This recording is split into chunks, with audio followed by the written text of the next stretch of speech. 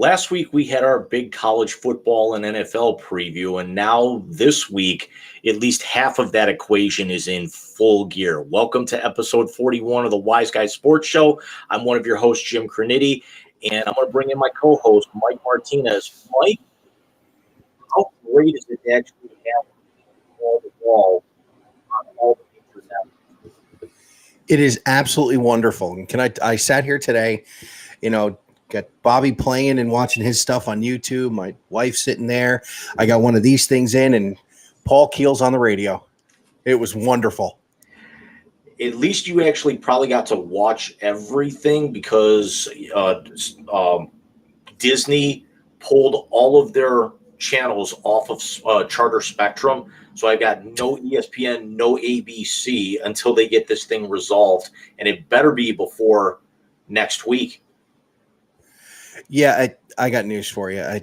Disney's starting to piss me off too. Mm-hmm. What, are you rocking a cocktail tonight? A little bit white Zinfandel. It's like my mom came over with like a couple of like those small, like 8 or 9 ounce bottles or whatnot. So just threw one in the fridge, and I'm ready to go tonight. Funny story. We finally hit a couple of metrics at work we hadn't done yet. And my old boss up in New York gave me a bottle of champagne from the region in France, not just the bubbly shit from here.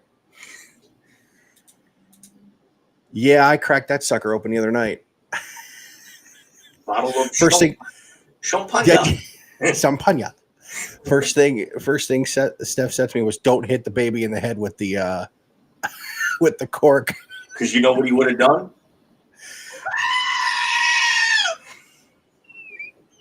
Is that one of the new ones we were discussing, sir? Yes, there are 6 of them now, and I got a couple more in the can. I still have to edit after the show. You suck. Are they funnier than the ones we have now?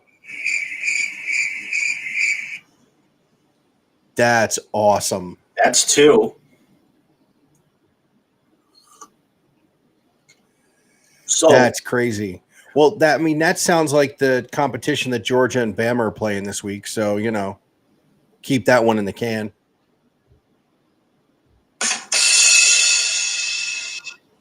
Nice.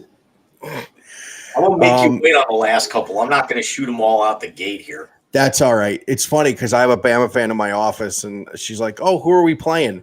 And I went, "I don't know, Little Sisters of the Poor, East Side High." A joke. No, it's not. It is. Dude, Bama's playing Middle Tennessee or UT Chattanooga the week before the Iron Bowl. Don't bring that shit to me about Ohio State. Tell you what, and your boys, you guys had your hands full. It's that one person that's supposed to vote that you had. You can kiss that sucker goodbye tomorrow. Most likely. And I got news for you. They don't deserve to have that first place vote. The questions that I told you they were going to have going into the season came to fruition today. But I will say this. They still won by 20. They get Youngstown State next week and then some god-awful team the week after that. They got to get this right. 3 weeks, they go to South Bend and Notre Dame, who dropped 50 on Navy, and whoever the hell they played today. They dropped a big number on. So, listen, Navy, Notre Dame's going to be good. We will actually be live during that game on the 23rd. Probably right about halftime, we'll pick up and then watch most of the second half through to the end of the game that night. Yeah. So it's just so Tennessee State having games on in the background for the first, you and I both for like the first time since we've really done this show because I didn't have cable last year to do it. Yeah, and I have the Peacock game on now with the streaming services. We're watching the same game, right? We're both watching Penn State, West Virginia. Yep, because it's the only one of the. It's the only one that I can actually pick up that's actually worth a damn right now. Yeah, ESPN Plus still has games on, but yeah, but they're like they're like lower, Power 5 or most of them are like 1AA. So speaking of 1AA, and I'm glad you did that segue, Let's talk about the biggest game of the day, and we're not talking about the Buckeyes. We are talking about the Colorado debut of Coach Prime. Jim, his kid is legit. First Colorado quarterback in history to throw for over 500 yards. And I think it's great that Joel Klatt was on the call, considering he was probably one of the better Colorado quarterbacks. And I also brought this up with you. One of the key components to Colorado was their kicker.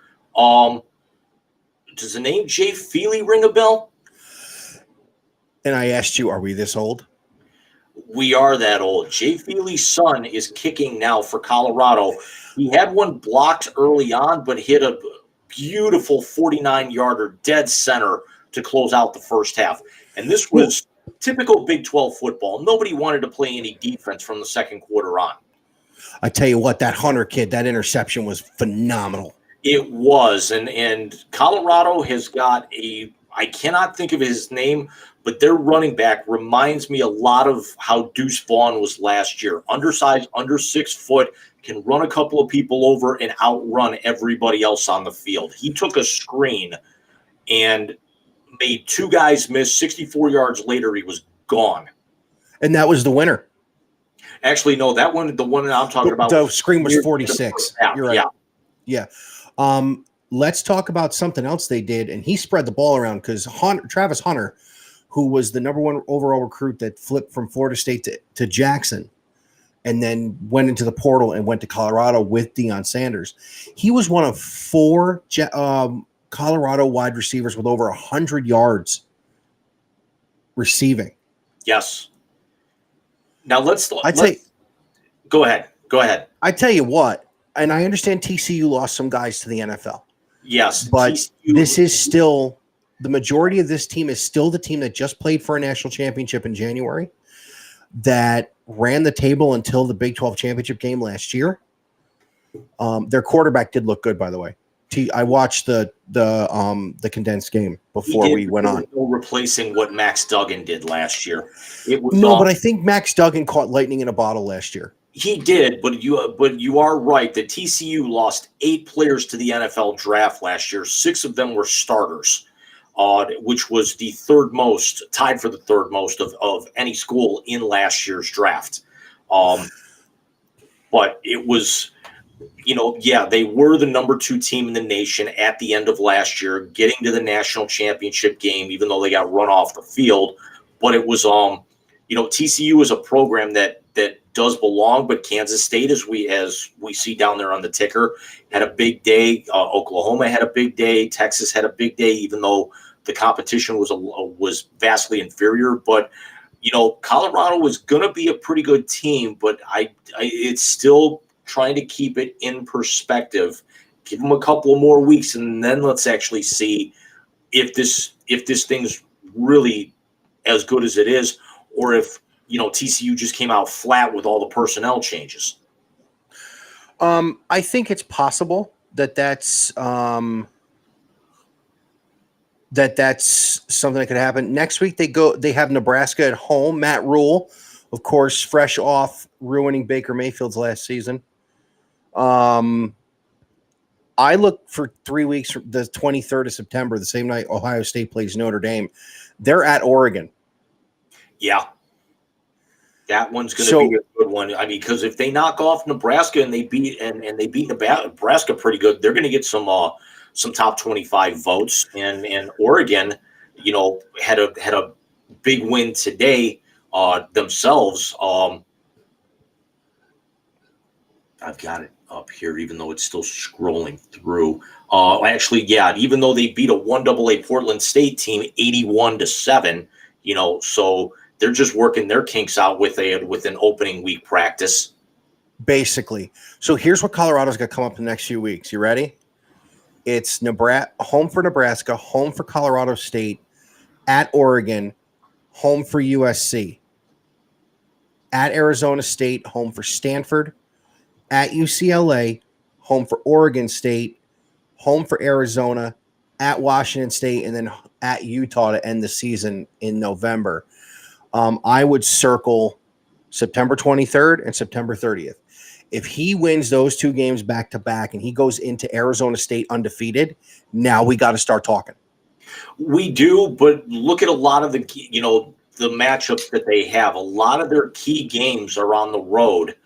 That in terms of like some of the better teams in the Pac-12, a lot of the back half of their schedule, some of the teams that are going to struggle to get bowl eligible, like your Wazoos, like your Arizonas, they're going to be your home games, which you're expected to go out and hold serve on. Agreed. I think it's good that they've got USC at home this year. Because if that defense, look, Caleb Williams had his problems with a defense that could fly around and hit him in the mouth. Both losses against Utah. From what I saw today in the highlight package, that's exactly what Deion Sanders built between the portal and his recruiting and whatnot. Hello, Oliver. So that's going to be an interesting game. He's contractually obligated to appear, unlike somebody who had their contract terminated that we're going to talk about here in another segment. Yes, we are, which is hilarious, by the way. So Colorado going down there and winning, I think, is great for the program. It's great for Coach Prime. And listen, his boys are legit. That's a statement win. And never mind in a couple weeks getting some top 25 love. Watch them be number 25 this week. I could see them getting votes, but I mean, we didn't have any upsets really outside of them beating the number 17 team in the country, or whatever. What's TCU, 17? Yeah, 17. But I mean, I don't see TCU completely falling out. And there's, as it's going to roll across here, the only other team that could actually have a risk of falling out would be if South Carolina beats North Carolina, with North Carolina hanging at 21. Because Alabama's up big, Penn State, they're in a little bit of a dogfight, but it's an interstate type rival thing, with them, West Virginia, even though we know it's not interstate, but it's, that part of the country, those two teams actually did have a rivalry not too long ago. But is it them or Pitt that's the backyard brawl? It's West Virginia and Pitt. Okay. As a Pitt Panthers fan, the only Pitt, school, the only Pitt sports team that I follow. But Georgia up big, USC up big, Kansas State up big, Texas A&M up big, all in the fourth quarter. Again, Alabama, Penn State, and USC all leading at the half, even though Penn State's just out of the half here. There's, about 11 minutes to go, and they're driving. Yeah. Yeah. What's USC playing, Sierra Canyon? USC is up 52-14 on Nevada. Oh, okay. At least they're playing at least they're playing a 1A team. Yeah, at least they're playing an FBS school. Yeah. Yep. Kansas State's playing a 1AA. Texas A&M's playing a 1A. They got New Mexico. Alabama's playing a 1A, although it's argumentative with Middle Tennessee State because you never know which version of MTSU you're going to get. One year they're actually, bowl eligible, and the next year they're only winning 2 games. I can't even tell you. So that means Alabama, who only plays 8 conference games, but plays 12 games. That means 2 of them are garbage teams from Tennessee, with Middle Tennessee State today and UT Chattanooga the week before the Iron Bowl. So Bama plays 4 scrimmages, 4 of the bottom feeders of the SEC, and then 4 decent teams. Emotional damage. You fucking didn't.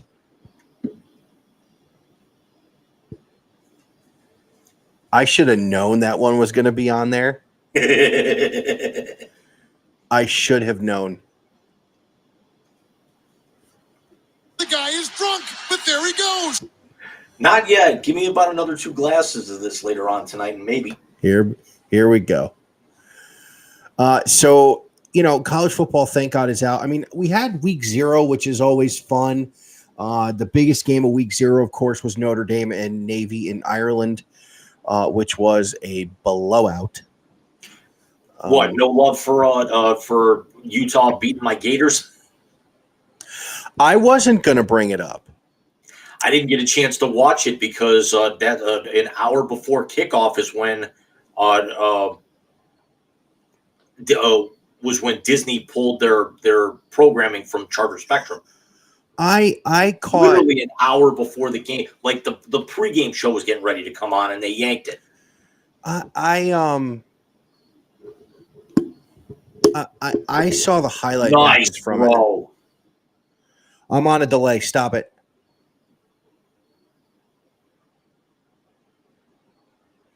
So I saw some of the highlight package. Thank God we're not going to that game. Yeah, Florida it's going to be a rebuild for them. Yeah, it's not good. Did you see the throw? No, they just ran it off. Ran it around the end.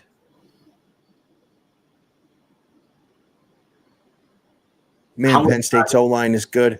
How much time is on the game clock where with what you have?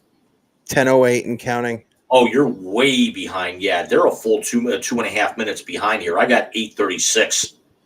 Well, don't say nothing. Actually, you can say what you want. I really don't care. My boys have a lot of questions to answer against Youngstown State next week.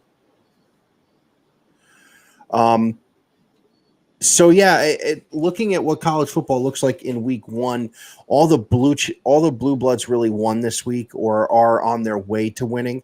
I was shocked that Coach Fick put up almost 40 points in his debut at Wisconsin.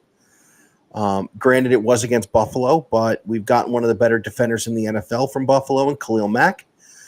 So they do put out NFL talent, so it's not like he's playing a garbage team. Washington with a big win over Boise State today. Yep, Washington. Boise's always gives people hard times. What was the final in the Washington-Boise game? It was 56-19. I mean, this is not the Boise State team from a few years ago. This is, I think, Boise State shocking the world and people thinking about, well, they should join the Pac-12 or the Big 12. It's not going to happen. It's that sailed, unfortunately. Yeah, but the thing about that is if Boise did join a big conference like that, because of what they've done as what we call a mid-major in college basketball, the recruiting would be able to be ticked up a little bit because now you're going to be getting the exposure being in a Power 5 conference. That's where I think Luke Fickell's going to miss the boat at Cincinnati. With what he had built there, with the way they were, and now going to the Big 12, I think he would have had a better shot at consistently being in the playoff. That is this the throw over the shoulder and the touch? Yeah, that's a great throw. Yeah. How did he get that open? It looks like he went right between the cornerback and the safety. Watch the replay on that. Yeah, that's a blown coverage. Yeah, just somebody fell asleep. Is Penn State doing 2 whiteouts this year? I mean, I know one of them is not Ohio State. They go to Columbus this year.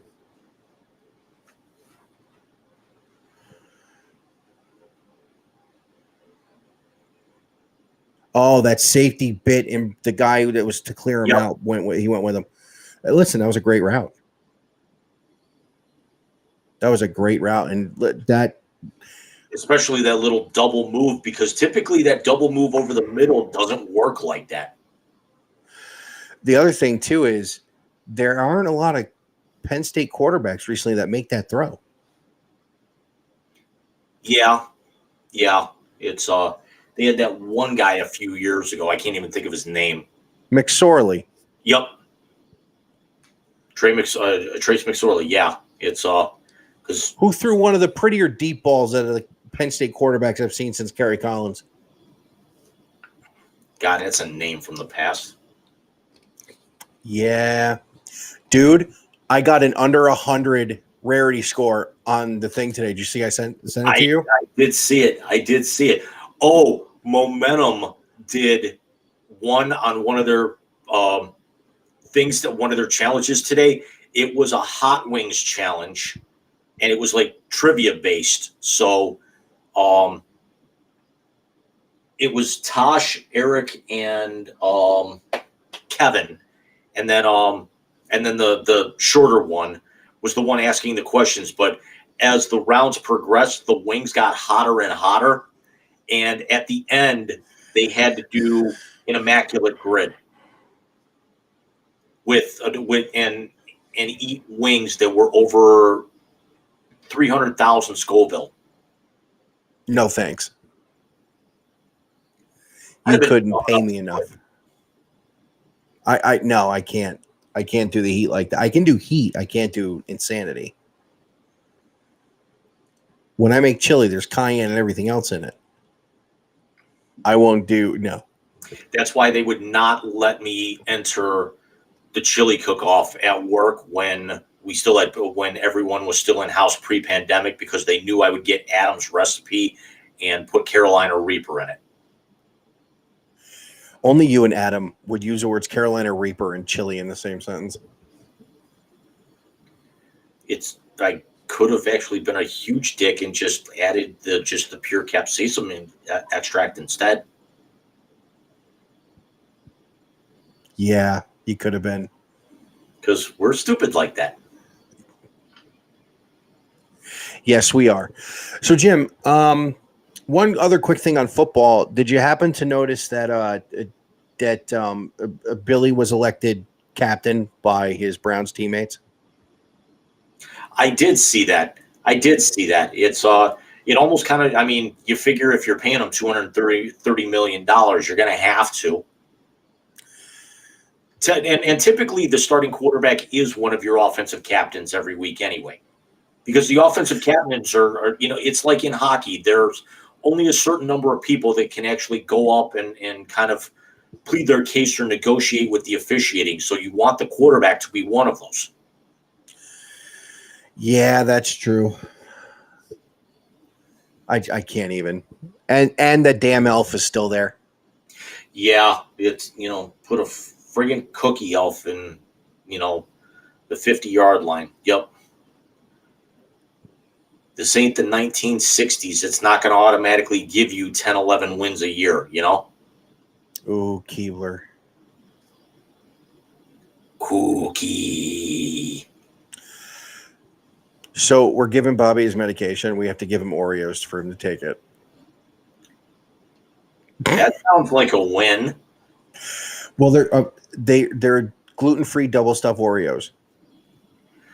I hear double stuff, and all I think is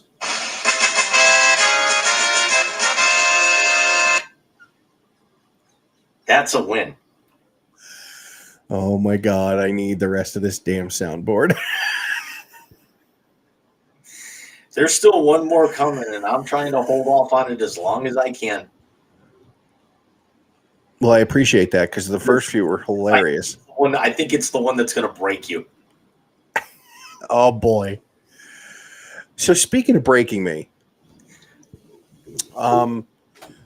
let's talk about your friend and mine. Not quite yet, because we do have one other thing to talk about in college football. We couldn't even go the stupidity. I'm sorry. Another week without this shit. I just can't even fucking dude. The ACC stands for Atlantic Coast Conference, who are now going to play against fucking Stanford and Cal and SMU and Army will join the AAC in place. They're going to have. Here's what I'm thinking is, especially now, and I'm also glad that there's potential talks with the last two remaining Pac-12 teams of Wazoo and Oregon State to join up. You'll still have your Apple Cup, you'll still have your Oregon State, Bedlam game. Civil War. I couldn't think of the name of it. Bedlam's Oklahoma State. But you still have that. It's like a backyard brawl, Pitt and West Virginia. That's ACC versus Big 12. They've never been in the same conference, and it's Let me ask. Were they both in the Big East at the same time? You know what? I keep forgetting that Big East had football when we were younger. That was Miami. Miami owned the Big East. They went to the ACC not 15 years ago. Yeah, yeah. But you know, I think probably the best way you can do this is with our audience what you talked to me about earlier when we were on the phone. And you had mentioned this, and my brain is in 12 different spots. Anyway, you had mentioned this, and then Mike Golick was on Dan Patrick's show. Dan Patrick did shows from Notre Dame this week. And he had said, big time college football needs to break away from the NCAA. Just go away. Go be your own thing. Go elect your own czar, whatever you want to do. Go be your own thing. And then let all the schools play in the regular conferences we have now. Let the Olympic sports, the swimming and diving, the gymnastics, all that stuff, basketball, what have you, let them stay in the Pac-10, Pac-12. Someone was biting my arm and had to go. The Pac-12, the Big Ten, keep the conferences the way they are. Even if you want to do it the way they expanded a few years ago, where you added Rutgers to the Big Ten, which isn't that far from Penn State, so it wasn't too crazy. Right. When you added some of the teams back to the Pac-12, even if you kept Colorado, which was in the Big 12 for years and years, fine. But do that and keep these teams closer, because you're going to lose these other sports. You're going to lose them. Yeah, you're going to, you know what? I think I would probably have a much lower distaste about all this realignment if that's what it was, because let's call it what it is. They're not making these moves for any other sport than football, but break it away from, the rest of the NC2A, because again, their trophy is not awarded by the NC2A at the 1AA level. It's not going to affect 1AA, Division II, Division III, and then rename all the conferences. You're not, the Big Ten should have 10, not 18. The Big 12 is going to have 16. The SEC is actually now Southeastern and Southwestern. The ACC should be called the American the American Coastal Conference, because they're on both coasts. Exactly, because now you're on both coasts, and now they're going to 16. Well, I think if they did that, they would just eliminate the conferences. At that point in time. Or just rename the conferences to something that makes more sense, Yeah, I get that. I'd almost eliminate them, though, Jim, if they went and did that. And let me give you my reason as to why. At that point in time, if you did it that way, you could do a round-robin playoff tournament like the other levels do, because you don't have conference play in those levels. You don't have to get to a required number of conference games. Like Mount Union does not play in a conference. John Carroll does not play in a conference. So if you did it that way, you could get the full playoff system like they have in the other divisions, where they get it right. Exactly. I got a feeling we're going to end up there if this 12-team playoff goes through the roof the way I think it's going to after. Let's see. I think this will be the last year of a paper champion, first of all. If this thing hits and goes through the roof like I think it's going to start next year, I think it's going to be insanity. It's going to be phenomenal. It's very, very likely to, especially because, you figure with the revenue that's just going to be coming into play alone just from the playoffs. Let's not even talk the regular season here, the fact that now you're going to have upwards of if my math is correct, you're going to have upwards of 18 games in this tournament. Let's see. You're going to have 4 byes, which is 8 teams left. So you got the 4 games in the first round, 4 games in the second round. That breaks it down to 4. So it's 4, 8, 10, 11. Okay, so you're going to have 11 key games because think of the ratings, blast that the NFL gets when they've got, 12, 13 games themselves with the wild cards and everything. Yeah, it's going to be insanity. It's going to be absolute insanity. It makes more sense to just break it away. If you're going to hand out a trophy, if the NCAA is going to hand out a trophy, they've got to have a much better control on this. Mark Emmert has just completely lost control at this point. I as fans of other sports in the NC2A other than football, it's going to be great to see, Ohio State, UCLA basketball. It's going to be great to see, UCLA Purdue. It's going to be great to see Texas against Kentucky, two basketball powerhouses, in the same conference in the next couple of years. It's going to be great to see, USC against Penn State is good baseball conference, good baseball powers. You're going to have, Dude, that's what I'm waiting for. yeah, because just the college baseball matchups alone, especially you're talking about as great as the Pac-12 has been in baseball. Now they've got to go cross country and everything. Especially you see all those titles that UCLA has won in softball. Oklahoma's won in softball, and now going to the SEC. Florida with their softball titles and their baseball national championships as well. Yeah, that's going to be huge.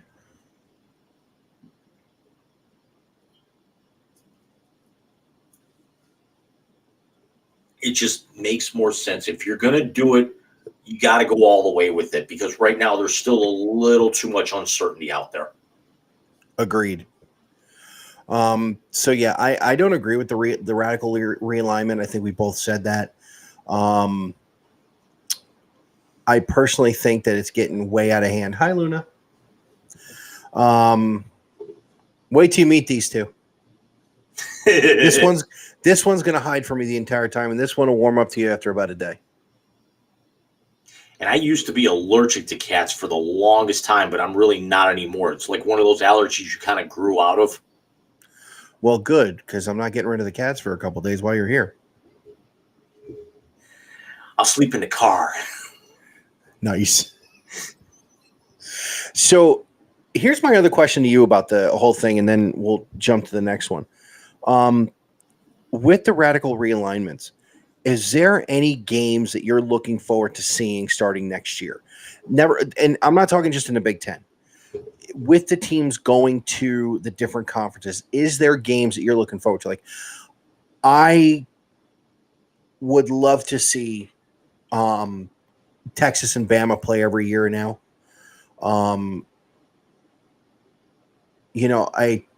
Colorado back in the Big 12 is going to be great. So now Colorado TCU is going to be every year, right? Yeah, it's for me, the ones that are most intriguing would be Florida against either Oklahoma or Texas. Okay. Either one of those. And I'm just strictly talking from a football standpoint right now. The idea of Kansas State and Colorado is extremely intriguing with the uptick of both of those programs. And that was an old Big 12 matchup. That was an old Big 12 matchup too, right? Yep. Wasn't it Colorado years ago that beat K-State when K-State was itching for a national championship? I believe so. You didn't watch that Colorado game, did you? I just watched the highlight package. Gus Johnson is a national treasure. The trivia question that they had, and they were throwing out answers so fast that they didn't hold it until the next commercial break. They just did it right away. The last national champion to enter the season unranked, to start the preseason unranked. You're never going to get this. Is it the Eric Crouch Nebraska teams? Nope. Tennessee, the first BCS champion. Nope. Don't be a dick.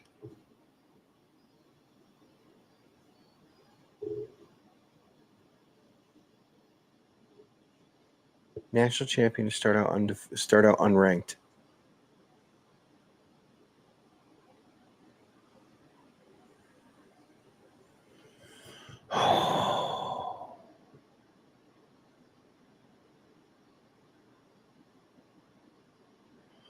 How long ago? 30 years. Little over 30 years. It is in our lifetime. And we would have been old enough to remember it. 30 years. Was that the shared title in 97?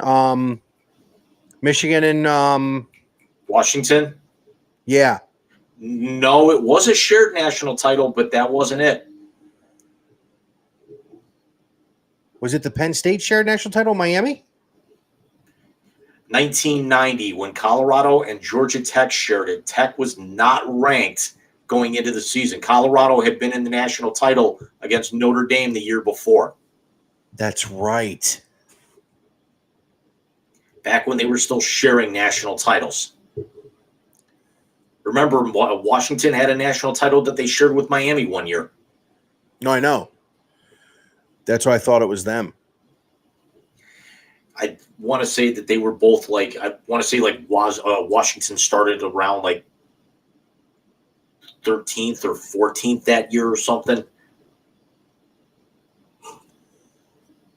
That's crazy. I know TCU came way from the back of the pack last year. They were ranked, but they were ranked near the bottom of the top 25 altogether before finishing at 2. Yeah, and I think, if I'm not mistaken, Ohio State is still the team with the lowest ranking in a CFP ranking to win the title. Because I want to say they were 14th at one point in time after the loss to Virginia Tech in 14. And they came back and won that championship. You are correct, sir. Was I? Wow.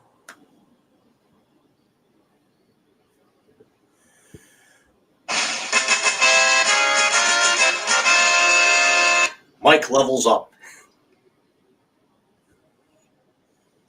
Where did you find this shit? That's great. Oh, I still haven't played the coup de grace yet. How do you drop that? Not to spoil anything, Penn State's about ready to blow this thing open.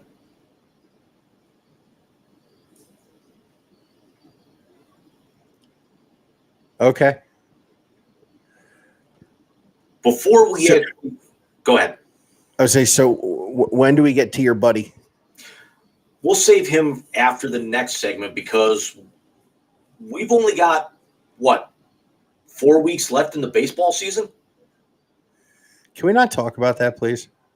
Well, we have to talk about one thing. We saw basically 2 rosters get overhauled, and essentially it turned into like almost a trade, if you think about it. It really did. And what we're talking about is the Angels finally tossed in the friggin' the towel. Releasing, what was it? Giolito, Matt Moore, Reynaldo Lopez, Hunter Renfroe. Who was the 5th one? I'm going to have to look that up. Well, anyway, Jim put the thing on the bottom. The Guardians have brought in Lucas Giolito, Matt Moore, and Reynaldo Lopez to shore up that they're going for it. And right there tells me Tito's going to retire. And the funny thing is that with all of those releases, with the fact that the Angels DFA'd all of them, they have to retain that salary. So it only costs the Guardians $3 million extra, which is chump change right now, to pick up. Well, for the Guardians, not so much, but get all those guys. Yeah, that's crazy. Yeah, it's and they made, and when the Guardians saved a whole bunch of money by dumping off Josh Bell and Aaron Savali So they saved money there. Then they DFA'd Noah Syndergaard after he actually had another, shit outing right before all this was made. Giolito's already going to be in the I think Giolito might be pitching against the Rays tomorrow. Matt Moore's got time as a starter, and Lopez is a quality reliever, although I don't see really a scenario where any of those three are on the roster to start next year. They also the Guardians also DFA'd Peyton Battenfield along with Syndergaard, first of all, to make moves, and then Battenfield's actually been hurt most of the year. But Battenfield was thrust into it once all of the starters, started to go down. No, they had no choice. I love this for the Guards. I do. What are they, 5 back? Well, in the time that we started, remember when we came on, or you first logged on to, and we were talking off air before we went live, the they were playing Tampa tonight, and Tampa went up 6-5 going into the 11th, and then the Guardians walked it off. Nice. Won it 7-6, and the Guardians now have won 6 in a row. And depending on, I'm pulling up the scoreboard now to see what Minnesota did. But the Guardians right now are only 4.5 back. They're 4 games under 500. They're playing very good baseball. The Twins are tied with the Rangers, so the Guardians could get this to 4. They've actually won 4 in a row. They're going for the sweep tomorrow against, one of the best teams in baseball. Yeah, as I'm watching, I flipped open my phone to the MLB app, and they tied it again and then gave the lead back.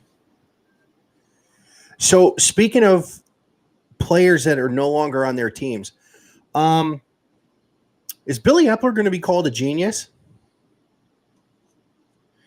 Scherzer, forearm issues. Verlander, lit up again. David Robertson hasn't been given the ball in several days. Mark Canha has done nothing for Milwaukee. He walked him off one day, but other than that, it's done nothing for Milwaukee. And he restocked the farm system. And most importantly, you guys are out of the cellar for the first time in, a week? A day or two. Yeah, you're only one up on Washington. I don't care. Right now, just the teams you're going to play against that are in the race, beat them as many times as you can just to screw with them a little bit. The Mets are going to be the cause of a lot of uneasy feelings in the American League West. They beat Seattle last night. They're giving them a dogfight tonight. They play them again tomorrow. They handed Texas and Houston their aces for the stretch run. It's going to be an interesting last month of the season. This time last year we did an episode where I started off playing Earth, Wind, and Fire with Brother Willie. And this year I'm not talking about it. No, we're officially into the stretch drive. We've now started to see the little E next to teams in the standings. We've got our first 2 teams officially eliminated from postseason contention earlier this week. So Oakland, who's been out since day 2 of the season. But yeah, the Mets and Nationals, I think, were both eliminated the other day, weren't they? No, technically they are still mathematically alive for the wild card. The question I have now, the A's have a run differential of minus 300. Can we get that to 350 in the last month? We need to find out if DraftKings or somebody's doing that with numbers. That would be excellent. I'd put money on it. And the Rays, 2 games back with a plus 184. That would have to be pretty close to some kind of record, a team with that large of a run differential who doesn't win their division. It's not unheard of. And they're 2 back of Baltimore, but Baltimore's run differential is only plus 94. That's a 90-run swing between your top 2 teams. You also have to look at what Baltimore's team ERA is and what Tampa's team ERA is. I agree. I mean, look at, the Twins and the Guardians right now. The Twins are 4.5 up, barring whatever this game does. But the Twins have a +50 and the Guardians are a -7, and the Guardians could catch lightning in a bottle because I want to say that, right after they're done with this, they stay in town and they host Minnesota, to where that could get real interesting in the next 2 weeks. Yeah, because they could be down. They got Minnesota 6 more times, don't they? Yep. So this could be something if they go out and they get the sweep against Tampa tomorrow. Who's to say that they close this thing to it stays at 4.5. Worst case, Minnesota wins and you're looking at 5, and then you take 2 out of 3 from Minnesota, or 2 out of 4, or whatever the series is. I want to say it's a 3-game set. You take 2 out of 3, you chip into that, you're 3 back at that point, maybe 4 back with still 3 more weeks to go. And you're still playing some of your best baseball. And it's definitely doable, especially if you got them 6 times over the next 4 weeks. Right, because you also now have the idea, at least the pipe dream, that you had to go out and get you had to go out and get those pitchers, because Giolito, remember, friend of show, Alex Ruiz, Giolito was moved from the White Sox to the Angels at the deadline, who then in turn sold the farm, dumped him off, and now he's basically back in the division, for a team that was supposed to contend this year, still kind of sort of is in the race and could still end up getting a team to the postseason.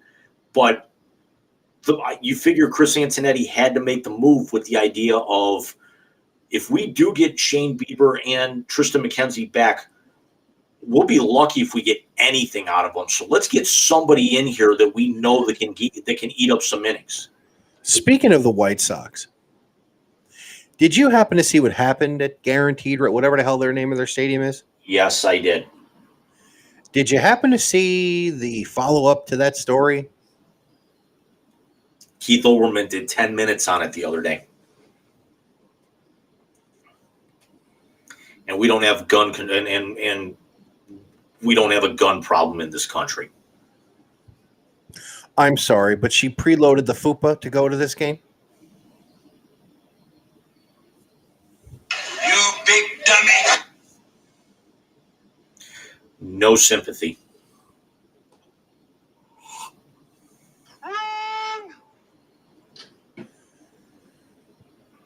And apparently that happened in the 3rd inning. And they didn't stop the game No. because Alex was incensed. I can't even. And what's funny is that, especially with what happened earlier today that we're going to talk about here in a few minutes, it was still the dumbest thing to come out of Chicago this week. And there's been a lot of dumb shit that came out of Chicago this week. Yeah. I mean, that's not throwing salt on Alex, being in Chicago, and me hating and my absolute, disdain for the Blackhawks. But, it's not a banner week for them at all. No, it's not. So why don't we get to your buddy, Mr. Punk, who honestly lives up to his name 99% of the time. Earlier this week, I actually talked about it on the Sports Note, not only on the blog, but on my YouTube channel, that AEW Wrestling put on their biggest show in history, and one of the biggest shows in the history of wrestling altogether, at Wembley Stadium this past Sunday for AEW's All In.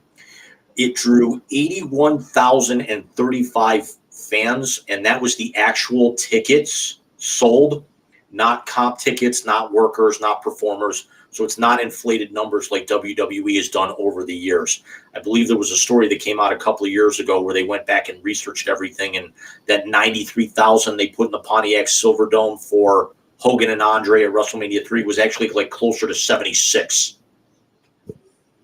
So, yeah, just because of inflating everything with 10,000 workers and staff and cameramen and production, values and all that. So, but this was 81,000 actual paid attendance. And the numbers are still coming in that they did nearly 200,000 pay-per-view buys. They did $10.3 million just in merchandise sales, Holy cow. and did, I want to say, $13 or $14 million in ticket sales. That's insanity. Yeah. And AEW, I guess, on their financial call earlier this week said that they had made $100 million last year. And any kind of major wrestling promotion like that, the first rule of thumb is don't expect overnight success. You're going to lose probably $100 million your first 2 or 3 years. This is your number 5 for AEW, and for them to actually come off of $25 million in one night, that's the good news. The bad news is for the second year in a row, in a late August, early September pay-per-view, Phil Brooks had to actually pull the attention off of himself. And here's the irony, is they've got a pay-per-view on a back-to-back weekend coming up tomorrow night in Chicago.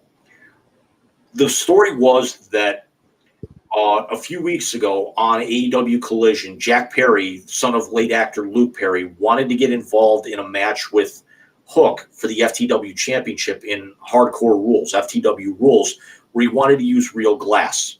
And Punk approached him, Phil Brooks, CM Punk, approached him backstage and said, why would you do that? Which I can understand, Punk being an old head at 43 years old, 44 years old. Jack Perry's only 26. And then it really started to take on a life of its own. So on the pre-show, Perry and Hook met in a rematch for the FTW title. And early on I want to say midway through the match, Perry had made his entrance in a limo, kind of playing up the whole Hollywood character after turning heel, so to speak.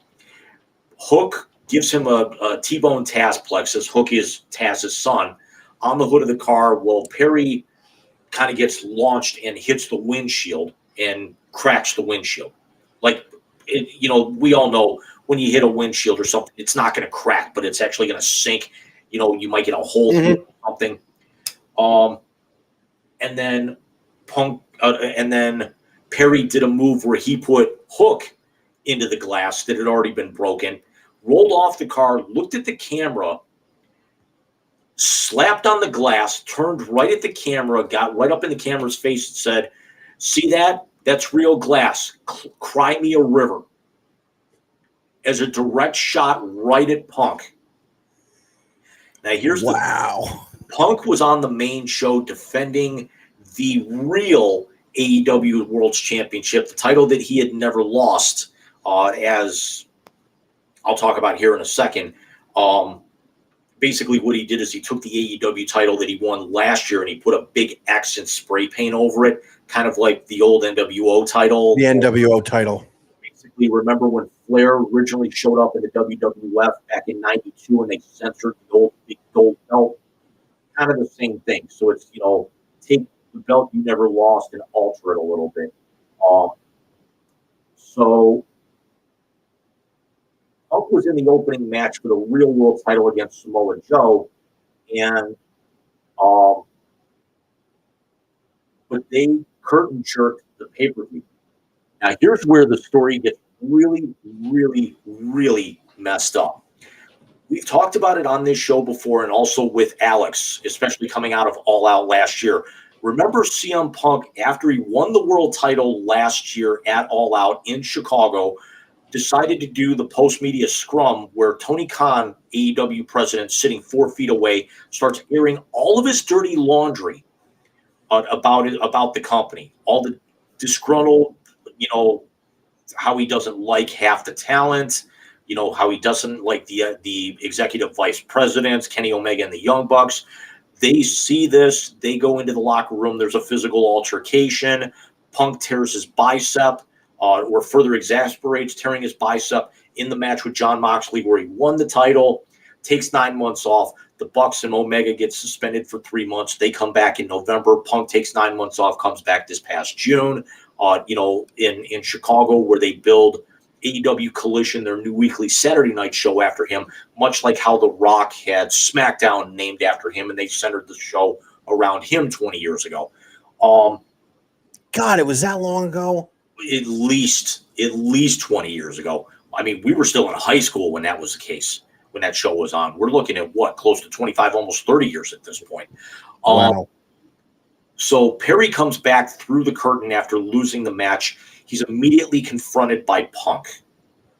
And the two have words, and there's multiple stories that have gone around where Punk is questioning Perry for what he said to the camera, and Perry is saying the story that I'm actually starting to hear more and more of is Perry is saying he's a heel. He was just looking to get heat, to kind of build the character. It wasn't a direct shot right at Punk. He was thinking maybe if I actually generate this kind of heat, it's something where maybe you and I can have an angle down the line for this. He was trying to progressively storytell. Punk decides to be craggy old bastard and takes a swing at Perry. There are multiple witnesses, and apparently there are, and because this was in Gorilla, and literally Punk was about 5 minutes away from coming out to open the show. Again, to curtain jerk the show for the opening match of the actual pay-per-view. Apparently, Punk also lunged towards Tony Khan and had to be restrained. Said, I hate it here, I quit. He says, I hate it here, I'm done, something like that. Khan immediately suspends both Perry and Brooks. That was Monday. Neither one were at the TV tapings on Dynamite live this past Wednesday. Neither one of them were at the TV tapings Friday. Neither one of them are at the show tonight in Chicago, and they've got the pay-per-view tomorrow where Punk was supposed to have a match. That's not going to happen anymore. Tony Khan fired CM Punk earlier today. Good. Tony Khan terminated both his entertainment and his wrestler contract and made a verbal statement before the show opened tonight to express this to the fans directly. It was a tape segment. Otherwise, he would have been booed and lynched out of the building, as we all know that Punk is revered as a deity in the city of Chicago.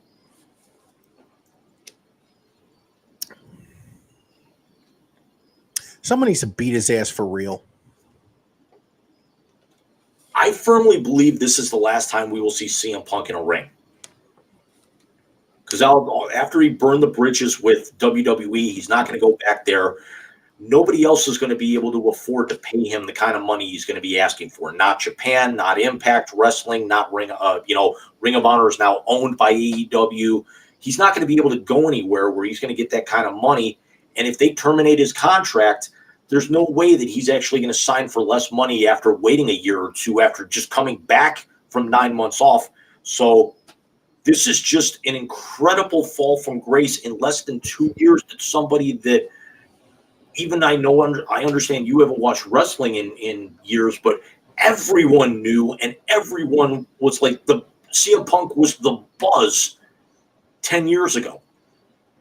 Yeah, and then, you actually go to Chicago for his return. After 7.5 years, what an absolutely electric night. He was not more loved. Now, granted, again, it was in Chicago, and then he has great angles starting off, but then you could already kind of start to see cracks in the walls because he's starting to blend a little too much reality with his promos. His angle against MJF last year before Brawl Outs was the best thing on AEW TV last year. Just because of how great those two guys are on the mic and also work so well in the ring together. Just the way that, the long-term storytelling how they told it. But just this time last year, he had won the title, and then he attacks the EVPs verbally, gets into a fight with them, gets suspended. And then he actually goes after one of the more up-and-coming stars, whether Perry started the whole thing or not. You don't take a swing at someone, because the other part of the equation is that not only did he take a swing at him, but he also kind of did one of these, try and restrain him to calm him down, like put his kind of put his arm around his neck or his upper chin with his MMA background. So he instigates the thing, and then he tries to play peacemaker at the end of it. And ironically enough, he's talking with Samoa Joe backstage. He's talking with the former Rusev, currently goes by his real name of Miro in AEW, and he's laughing about it in the trainer's room. So I've never seen someone so out of touch. Yeah, with the BS that they pull. It's something that they wanted to build the company around him, but after 7.5 years off, how could you really think to do that? You built another TV show exclusively for him, so this way you put out a platform to put him on, because since he came back and they did that first show back in Chicago, he's worked things out verbally with Kenny Omega. He still hasn't spoken with the Young Bucks, the other two guys involved in the dust up last year as the EVPs. And the first time that they were in a building together was last Sunday at Wembley. In a year since this happened. That's crazy. It's absolutely ridiculous. I've never seen a wrestler go from so high to just an unbelievable crash and burn this fast. I mean, can you ever remember something like this? No, I can't. Even the Warriors' fall from grace wasn't this quick. Right. I mean, it was quick, and it was dramatic, and we've seen all the stories that have come out about Warrior over the years. Even after he passed away, tragically a few years ago. But I've never seen somebody rile up this much drama and then just completely ruin everything the way that he has. And it's just. My best friend Adam and I were talking about this. The product was better for the 9 months that he was gone. It's going to be better now that he's gone for good. I hope so. I truly hope so. He's a waste of time. It's just absolutely unbelievable, because Tony Khan puts out a statement and, again, does the disclaimer before the show saying that Punk not only made it very uncomfortable, but he's also never seen a wrestler kind of go after him, so to speak, to where he had to be restrained like this over something that easily should have just been talked out. If Punk had a problem, they could have actually a little bit of pushing and shoving. Fine. You send both guys home. Maybe you suspend Perry for a month. Maybe you actually keep Punk off of TV for a week or two. Let things settle down. Maybe you move Perry onto you keep him on Wednesday nights and you let Punk keep working Saturday nights. This way they don't interact with each other. But then there's also other stories that have come out in the last couple of months since Punk's been back, that there's other backstage talent that is very well respected, and it's about Punk's age, like Christopher Daniels and who was the other name that I was thinking? Not Colt Cabana, but Christopher Daniels was the big one that I'm thinking of, who's one of the heads of talent relations, that allegedly Punk was trying to get fired because he didn't actually get along with them. So he was actually trying to get guys moved off that show that he just didn't get along with. He's trying to turn himself into Hogan. He could never be Hogan. I understand that he basically put AEW on the map, because AEW was up and coming, and then they landed Punk 2 years ago, and that's all that everyone talked about was AEW. It's so he got them, but now the thing is that he's gone. It's an afterthought. MJF has become the face of that company with a rocket strapped to his back and up his ass. He's taking that company to because he's telling people not to fraternize with the enemy. If we can go back to the hilarity that was last week, which was still one of the best segments I've ever seen. That was hysterical. But just unbelievable how all this just came down in the last 5-6 hours. That's wow. It's just wow. When you sent me the text about that was rough. Keep talking. I'm going to cut camera for just a second. Because this is also for a wrestling story like this, for somebody who hasn't passed away, fortunately, like Terry Rotunda did when we were actually on with you guys last week, and kind of did a tribute to that. CBS has already covered this. ESPN had this sidebar on their homepage. It's been picked up by every major sporting news outlet there is. I think I saw CNN do something about this. It's all over the wrestling news boards. All the wrestling podcast YouTube shows have already done stuff about this. It's absolutely incredible. First of all, how big they picked up on this, and then how bad their fears really were, that Punk is just really he's a bitter, doddering old man at 43 years old. He sounds like Walter, the Jeff Dunham doll. But at least Walter's funny and serves a purpose right now. Well, Punk's funny looking. I get that, but just their biggest show 2 years in a row, and everyone should really just be talking about what happened on the show. And now the only thing that they actually have to do is, like, back-to-back years, they've actually got to do one of the first TV tapings after that show on their weekly episodic, network broadcasts. And Tony Khan's going to come out and give a recorded message saying, this is why this guy isn't here right now. And you won't see him again for a while. It's definitely terrible, especially because they are pushing McMahon and the boys from Stamford, Connecticut, as hard as they are. Yeah. Do you think this would have been different if Cody would have stayed? I don't think so. And Adam and I kind of talked about this a little bit as well, is that I could kind of see a scenario where Cody could end up going back, because he was one of the 5 guys that really helped get this thing rolling. He goes to WWE, he'll get his world championship eventually. He goes there, he gets his money. It'll be his last major big contract payday in his career. And then I could see where he can go back to AEW, whether it's in a wrestling role or in a backstage role, as a producer or something, like how he was, because he was the guy running Gorilla before he left, and now Tony Khan's been in that position since Cody left. But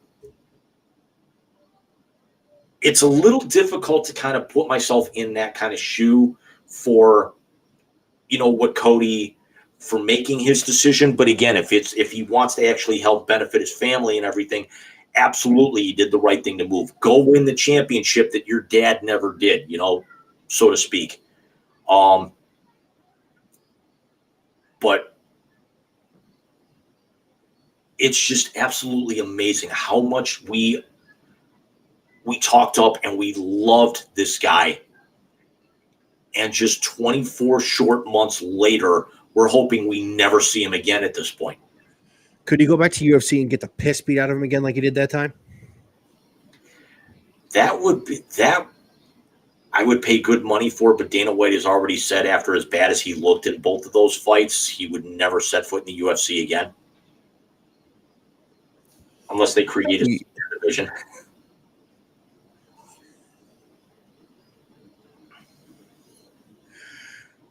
That'd be hilarious. The one person who I hope at this point does not get caught in the crossfire is Anna Jernigan, who is Jack Perry's girlfriend, as we've mentioned on this show when Alex was on. Wrestles under the name Anna Jay. Very, very good up-and-coming young female talent on the roster.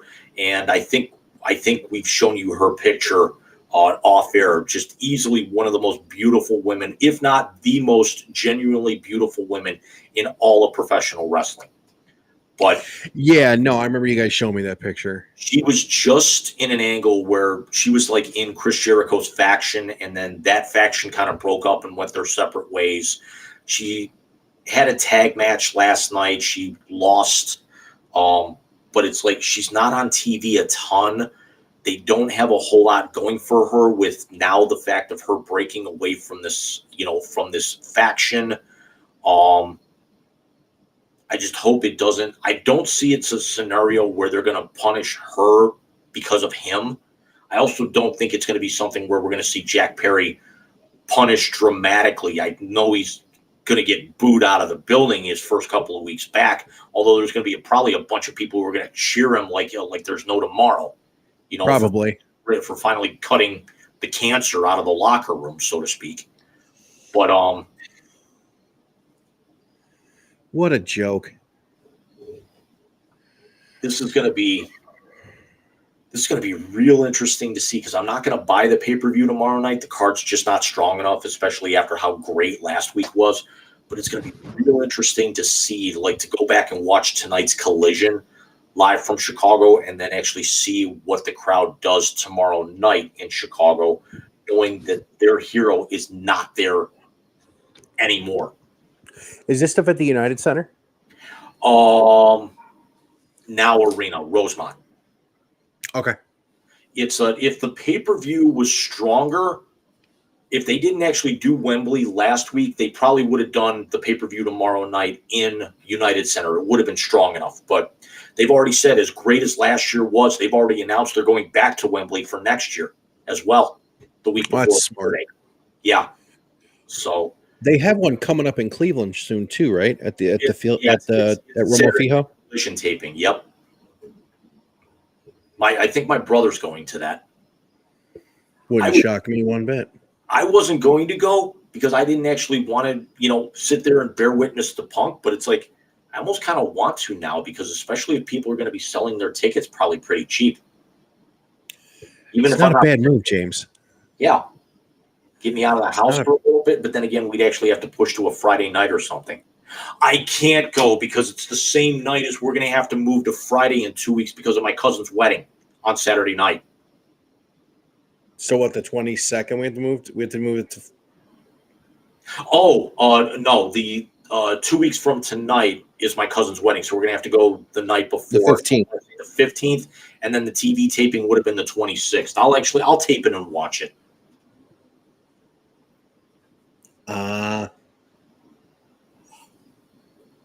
So as I just ended up doing about 15, 20 minutes on wrestling, which we've never really kind of done before without Alex, but it's oh good, man. It's a story that everyone's picked up on and kind of transcends sports. It's noteworthy enough that we've got to talk about it.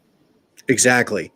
No, and when you had mentioned it earlier, I knew we would spend some time on it. And you had said a couple of minutes. I was like, yeah, this Punk thing is going to wait a lot longer than just a couple of minutes. Just because of really his impact everywhere he's been. I mean, he was huge in WWE, and then he decided to be a freaking crybaby. The thing is that when he left WWE, he wasn't being a crybaby. It was definitely an issue of they had flat out misused, mistreated, and abused him. That when he actually walked out, he was supposed to be in Cleveland that night. And I'm not sure if you know this whole story before, but it was right after WrestleMania, and they were doing a Raw in Cleveland. I want to say a couple of weeks later, he walked in and quit because he had his back was in so much pain, and it was bruised and it was swollen, and they wouldn't let him go get surgery because that actually would have meant he would have had to been off TV and not been able to wrestle for the better part of a month trying to recover from it. Well, he gets up and walks out. He's married at this point in real life to former WWE wrestler AJ Lee, real name April Mendez. April tells him to go to his doctor. Doctor takes one look at it and said that's a full-blown staph infection that he'd been wrestling with for a month. And they said a couple of more weeks, this could have killed you.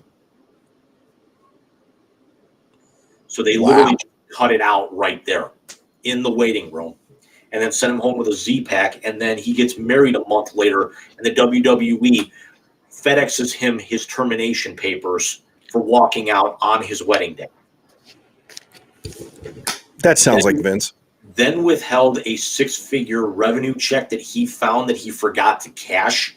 So he sent the check back to them, and they withheld it for walking out rather than reissue it, as they were legally responsible to do. So Again, sounds like Vince. the breakup was not his fault with WWE. Staying away as long as he did, because he never really had an option up until AEW was a thing 5 years ago, and then wait and see if the company gets established enough, which it did. So sure, make the decision to come back, but it's just been, how's the term? He's reading his own press clippings. Sounds about right. So I am done talking about CM Punk, thankfully, for tonight. Just please, if I have one more request, Tony Khan, if this gets to you somehow, please do not take him out of the video game, because I need a punching bag to be able to beat, to be able to get my daily rewards every day in Fight Forever. When you start begging the owner not to remove him out of the video game. They added something this past weekend for the pay-per-view to the game. It's called Stadium Stampede. I think I told you about this. Yeah, you told me it's done. It's now done and it's out. Think of wrestling Fortnite. You're saying that. You can't build stuff like that, but you can pick up things like, I actually got involved in one match. I picked up a football helmet for protection, a football to throw at people, a tennis racket, and a Molotov cocktail. And I was throwing them into the stands to try and aim at guys. And the arena shrinks every 45 seconds like a game of Fortnite does. It's Battle Royal. It is so goddamn fun. That's crazy. That sounds like fun. But that's crazy. It needs to be a standalone kind of thing, as opposed to just online play, like how Fortnite started off originally online, and then you can actually now start doing offline against bots and stuff. So that sounds like fun. I would hope that actually that comes before too long. But it is. I'm sure they'll figure it out. Fun. I'm sure they'll figure it out. So I turned on the so the Bananas played Major League Baseball alumni team tonight. So they're introducing the guys right now. John Buck, the old catcher, is he's the one doing the flex off at the beginning. He just did a round off back handspring onto the field. John Buck's like 60. I told my mother about the Bananas when we were at dinner last night, and she's intrigued now. I'm like, if I can get tickets for next year, we're going. It is such a riot. Oh, absolutely. I think next season in Savannah is sold out too. I don't know if next year's officially gone on sale. I know the waiting list is set up, but I don't think next year's gone on sale yet, because I don't think they've got the dates announced, or especially after the success of this year, I don't know if they've actually got what buildings they're booked in for their tour yet. I mean, I know in Savannah they play in the same park every year. Yeah. So the guy doing the flex off for the Bananas at the beginning looks like that two-turn Tony guy from TikTok.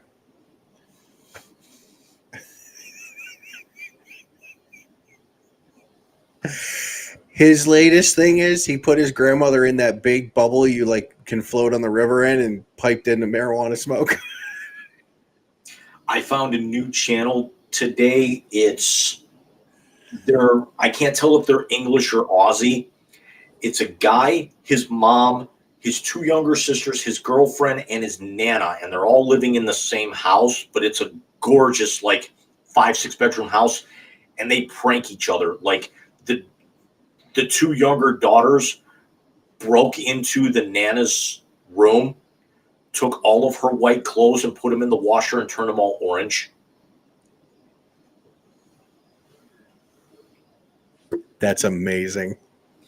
What were some of the other ones that I watched today? It was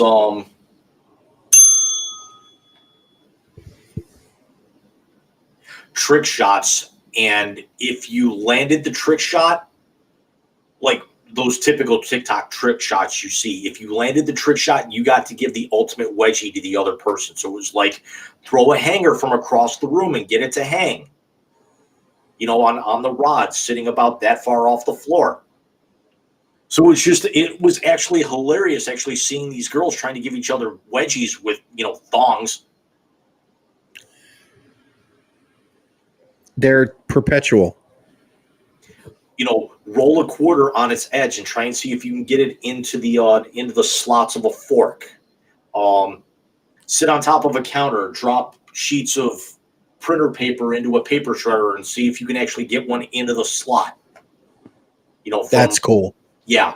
So it was like, and it was funny because one of those he actually was doing with his gran, and now he's giving a wedgie to his 80-year-old gran. That's just wrong. It's funny. It's hilarious, but it is wrong. I mean, it was funny enough that it actually had me reacting like this.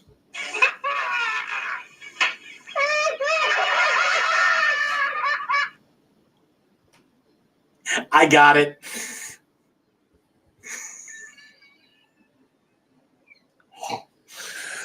What is that from again? Big Chuck and Little John. Oh, that's right. Oh, man.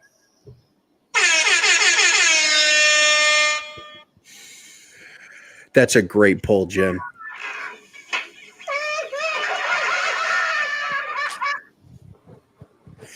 Do you know the first Thanksgiving we had lived there? We went to that parade Thanksgiving morning Cleveland Heights used to have. Yep. And I met them. I worked with Little John's kid for about 3 years at my current employer. Really? Yeah. They're so great. Yep. Oh, man. So I got to touch on something a little sad right now. Yep. And I mentioned this to you earlier. So as I was flipping through Facebook today, I saw it's been 3 years since the New York Mets took maybe the biggest body blow the franchise has ever taken. And that's when we lost the franchise. Tom Seaver passed away 3 years ago today. So it's kind of, I don't know, maybe a little kismet that it's episode 41 that we're doing tonight. Mm-hmm. And I'm discussing it. Listen, this is the guy.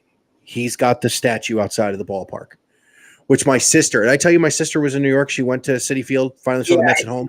I think you and I were talking about it with the photos she posted out on Facebook the other day. Yeah, she sent me extra pictures of the statue. It's 41 Seaver Way is now the official address of Citi Field. It's hard to believe it's been 3 years since we lost him. I'll never forget that night. My oldest was at my house. Obviously, I was still living up north. And it came over my phone. And I was visibly shaken when I saw it. Because, I mean, when I played summer ball at Brush, that's the number I wore. It's in my email address. That's my go-to. And I'll never forget, I had to tell my father, which was that was rough. I mean, I met the man in 2003. I can't believe it's been 20 years since I met him. You know me, dude. I can talk to anybody. I couldn't draw breath in his presence. Yep. It was, I'm standing there and I'm looking at him and I'm like, it felt like an out-of-body experience. And I talk for a living. I did then. I had nothing. I had absolutely nothing. Let me post this question here while I'm on the topic here. Most famous athlete you've ever met, and the athlete that you met that accomplished the greatest feat of really anything, like 3 home runs in a game, or 4 touchdowns in a high school football game or something. Who of what athletes you've actually met had the greatest accomplishments of any of them? It's him. And it's the 10 strikeouts to finish a game. Think about it. 3 outs in an inning in a baseball game. That means he struck out the final batter in the 6th, all 3 in the 7th, all 3 in the 8th, and all 3 in the 9th.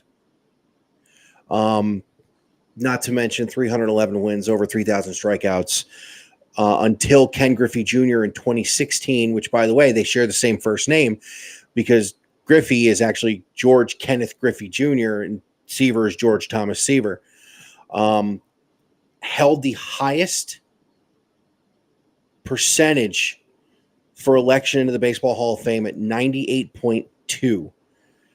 And literally someone said they forgot to vote for him.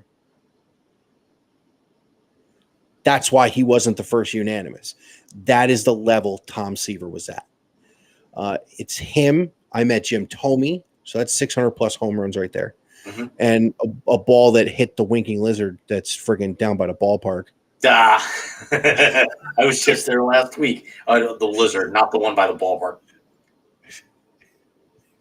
You know the lizard turns 40 this year? Yeah. I can't believe it. I used to do... They're the family that ran all the drama stuff at St. Greg's. So I've known Maureen and Jim and those guys for years. I am 45 years old. I have never done the St. Greg's Carnival. And that was fun. You can ban me for this. I've also never been to the feast. Dude, I've never been to the feast either. But St. Greg's I used to do, obviously it was my church when I was growing up in Cleveland. I sang. The choir director at the church was awesome. And then one year, Carmelina, the Italian lady who would go around singing at all the festivals, she actually didn't show. And Chris had to sing, and he called me up. He's like, "What are you doing tomorrow?" Going to the festival. He goes, "You're going to sit in with me." I said, "Okay." And that's how it happened. I did the Temptations. It was great. Nice. But yeah, Seaver, Jim Thome. The other grievance I wanted to discuss with you this evening, if I can have another 2 minutes. Absolutely. I see the Mets are retiring the Koch brothers numbers next year. Yeah, we were going to do this last week. This came in, about an hour and a half before we logged off last week? Those sons of bitches, I swear to God. Let me tell you something. I met Daryl when I was 9. He was probably on a bender. I am sorry. Now, the Mets were not retiring numbers other than they retired Casey Stengel's number in 1964 when he broke his hip and had to leave the team. They retired Gil Hodges' 14 in 1972 when he died. The next number retired was Seaver's 41 in 1988. The next number retired was Mike Piazza's 31 after his Hall of Fame election in 2016. They weren't doing it. Met fans wanted them to. So, of course, they opened it up. Jerry Koosman goes. Last year, they did Keith Hernandez. No problem with Keith, obviously. They fulfilled a promise to Willie Mays that Mrs. Payson, the original owner, made that if he came back to the Mets, they would retire 24, and they finally did it. Whatever. Cool. Fine. No one had worn it other than Ricky Henderson since. Cool. But for Tony Montana and Escobar's number to go up there next to fucking Keith Hernandez and those boys, no. No, no, no, no, no, no, no, no, no, no, no, no. But that means when they're unveiling it out in the bleachers, he can point to it and go say hello to my little friend.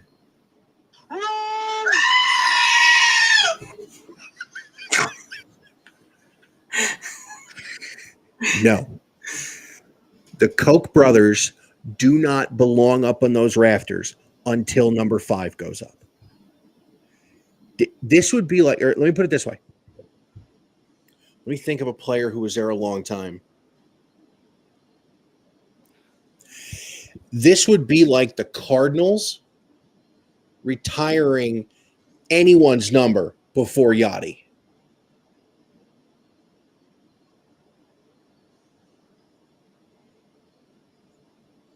Yeah, because David Freese is in their Hall of Fame, but he doesn't have a number retired. No, Freeze asked to be taken out. Yeah. The only It'd be like them retiring Vince Coleman's number and not Yachty's. Well, axe that, and because you got to back up a little bit. Before they retire Yachty, they'd actually have to do Pujols because you'll have to have multiple teams doing it. If I'm the St. Louis Cardinals and I have a choice in that, Yachty's first.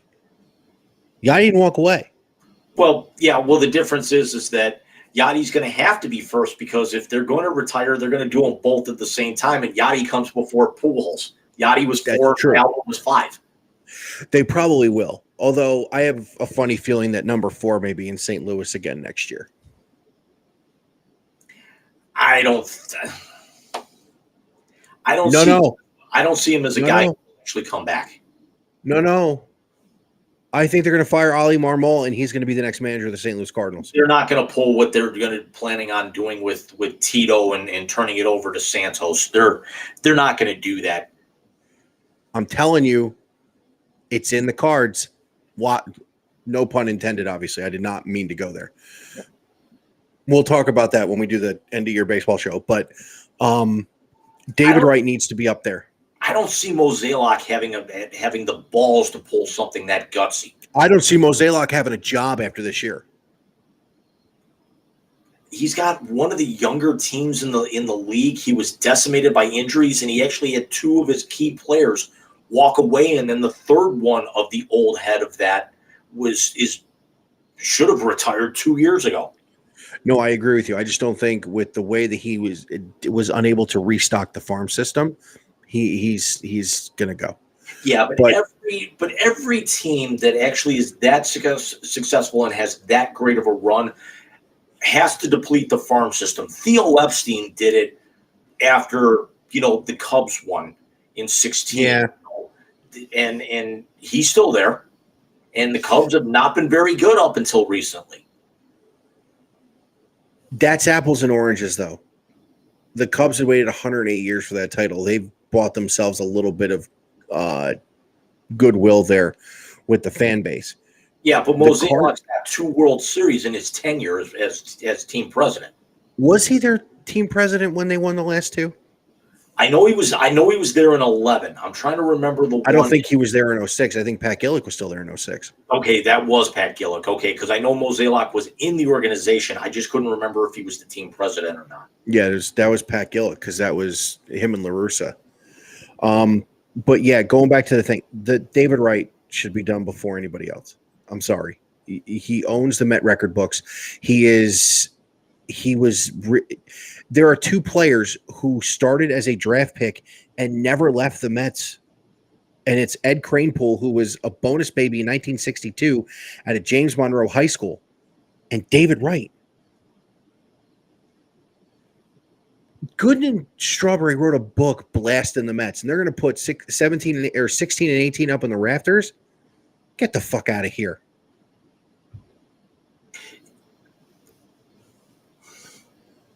This is going to come off a lot worse than it seems, but hear me out here. Because of the fact of, try to see if you can find the parallel that I'm making here.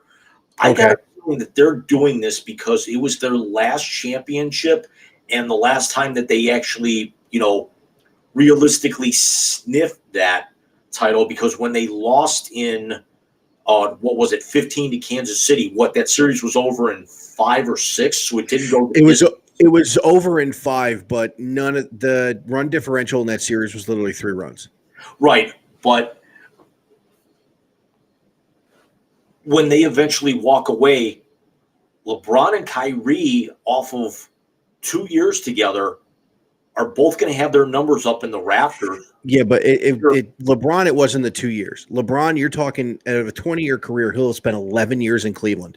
He owns every statistical record in that franchise's history. So LeBron, I get. Kyrie, I don't think. Kyrie, the only thing he's doing from the rafters is living there. Kyrie spent 4 years here, And because of the fact that he hit the biggest shot in franchise history and was one of the key reasons they got him a title, he's going to go up there. It's basically going to be like how they retired Nate Thurman's number. Nate Thurman only played 1 year with this team, but he was a Hall of Famer with other teams, so elevate him. I wouldn't do Kyrie if I had the choice for two reasons. One, he didn't do Jack Diddley without LeBron. And two, yes, he hit the biggest shot in franchise history. 100%. Agreed. Who put him in the pick and roll?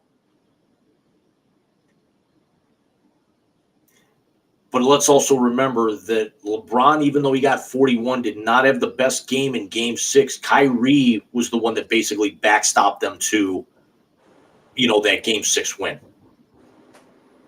I think you're talking about Game 5. Game 6 was the one where LeBron nearly had the triple-double when Craig Sager was there. I'm talking Game 6 where LeBron and Kyrie both went off for 41. That was Game 5 in Golden State. They both had 41 in Game 5. LeBron went 41 in Game 6 at home. Okay, that's right, because Game 6 was the 30-point blowout. Yeah, no. Game 5, Kyrie, without that 41, they're not winning that championship. I'm not saying he didn't pull his weight. I'm saying in those 4 years that Kyrie was there, he didn't win games. He didn't win games till LeBron came home. So I'm sorry. Me personally, that and the way he left and all the other crap that goes along with Kyrie Irving right now, I don't put that jersey up in the thing. LeBron, I think you have no choice. Honestly, you don't. You don't have a choice. He is the greatest player in franchise history, arguably in the history of the NBA, and he's from 20 minutes down the road. 5 finals. Yeah, in 11 seasons in Cleveland, he went to 5 finals. So basically, half of the time he was in Cleveland, he won. He went to the finals. His teams won the most games in franchise history.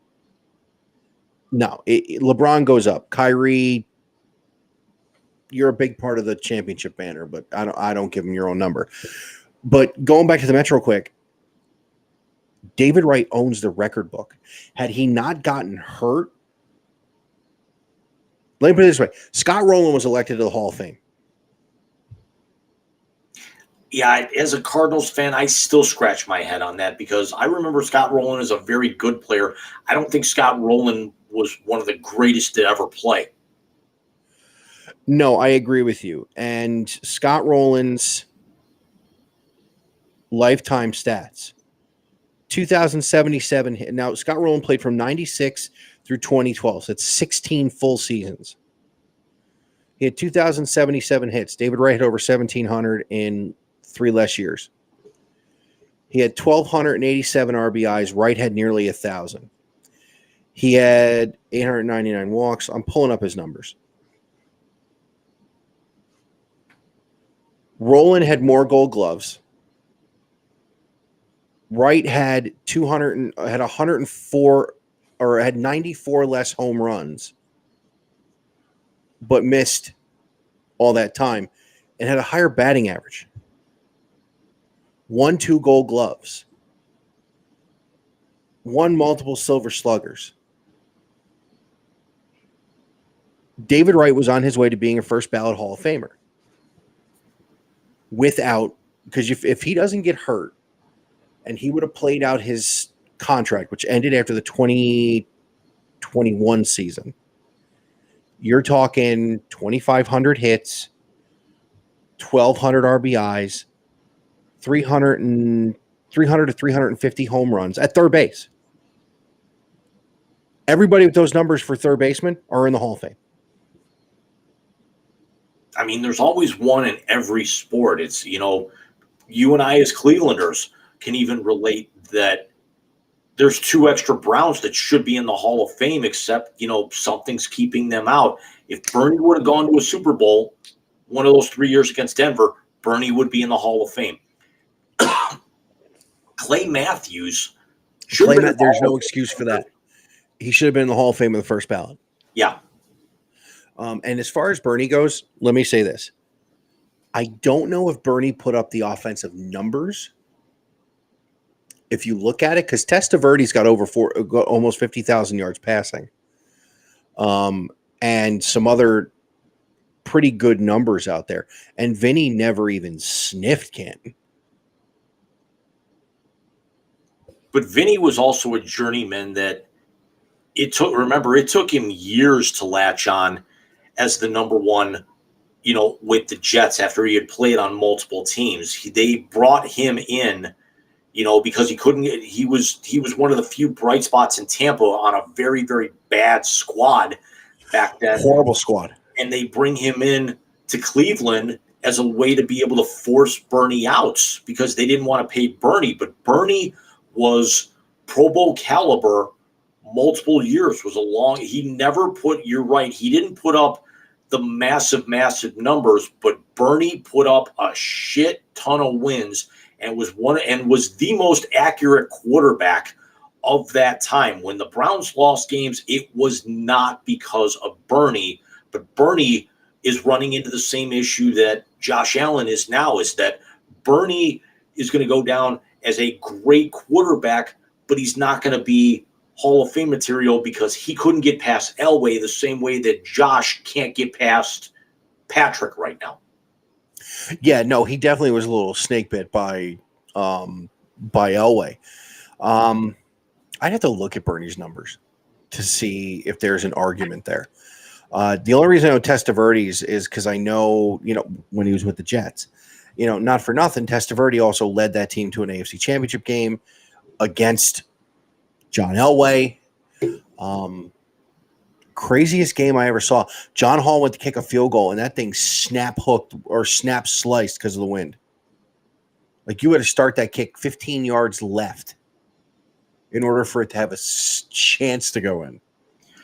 Bernie's career numbers over 9 years, his record 53, 54, and 1. He was a 60% completionist, 23,000 yards, 124 touchdowns, and only 87 interceptions. He was the Offensive Player of the Year in 1987 in the AFC.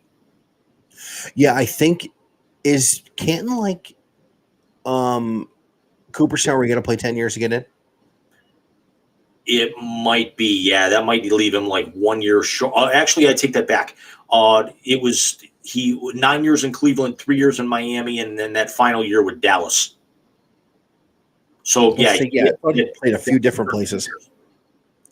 All right, so then he definitely hit that. Now Testaverde, who played I think 15, had 40,000 yards.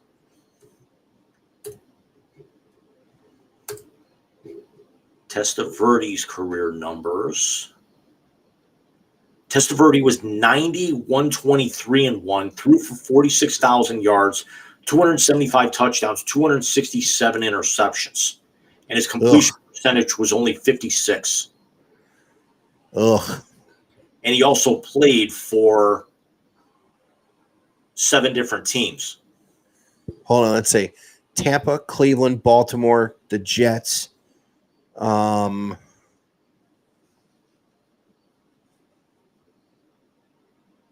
on. Was he in he didn't go to New England, did he? 3 games he was with New England. Yep.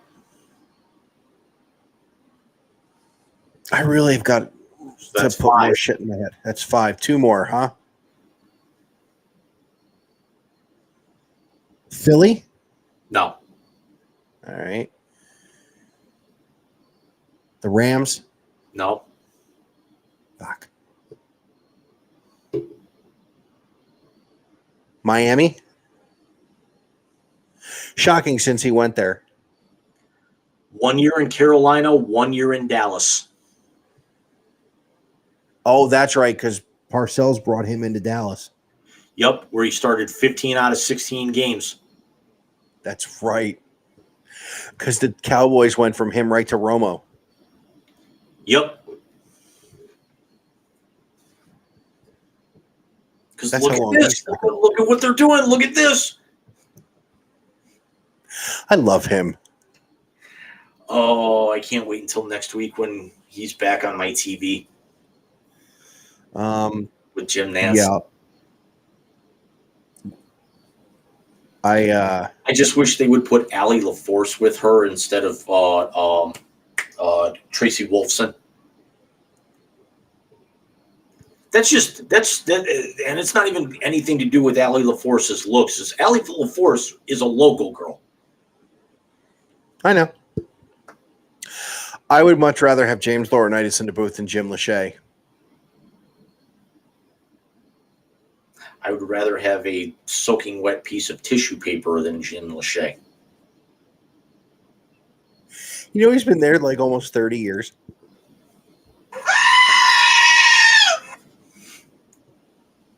How loud is that in your ears with the earpiece again? Dude, you have no idea. I just thought of that. But James, it's 11:08 on the East Coast and the Eastern Time Zone. And I think there's only one thing left to do, sir. Push the button.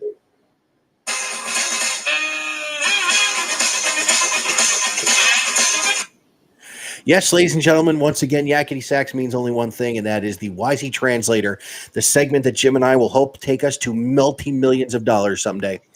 So, assuming we don't actually play Careless Whisper and get banned in Russia like we did a month ago. I still can't believe that shit. For 3 seconds. So for those of you who are looking at Jim and I right now going, the fuck are you talking about?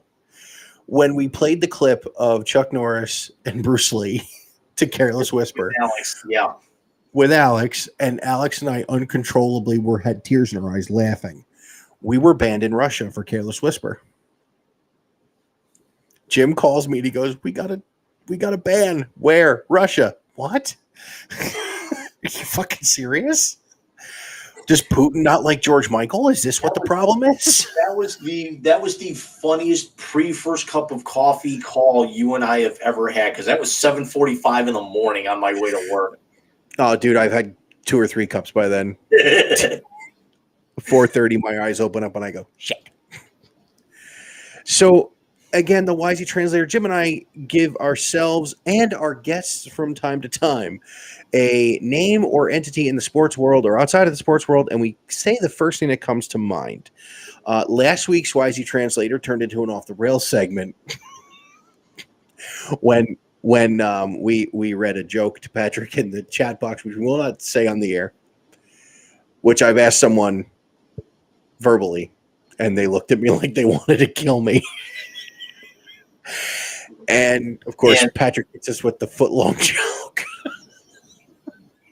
And that is part of why I ended up like going to Giant Eagle and got brats for dinner tonight, as opposed to go to that restaurant, because I couldn't get the fucking visual out of my head. Hey, did you get Rolos last week too? Huh? Did you go get Rolos last week? No. My brother, when he came over for All Out, I don't know where he found these, but it was a bag of Starburst, and it was only the pink ones. And I'm like, have you seen the guy who made ice cream out of it?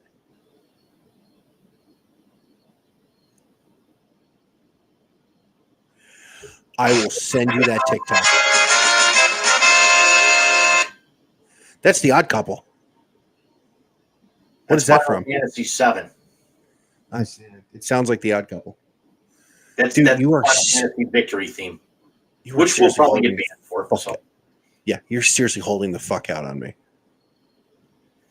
I just started actually getting on a roll. The one that you want me to clip, I am going to do tomorrow while I'm off. Oh, okay. Yeah, you'll have all these probably sometime tonight, sometime tomorrow or Monday. Appreciated.